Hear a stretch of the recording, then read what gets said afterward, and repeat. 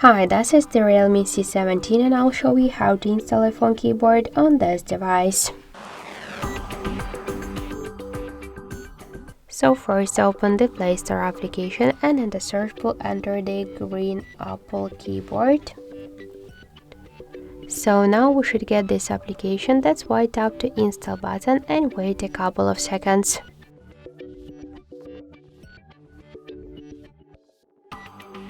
Then just tap to open the app, click to enable in settings and near green Apple keyboard click on the switcher. Tap to activate and go back. Click to switch input methods and switch your currently keyboard to the green Apple keyboard. So now the process is finished and let's check our new keyboard look. So we could see that this keyboard is so close to the iPhone 1 as all of the emojis. So that's it, thank you for watching, and if you like this video, leave thumbs up and subscribe.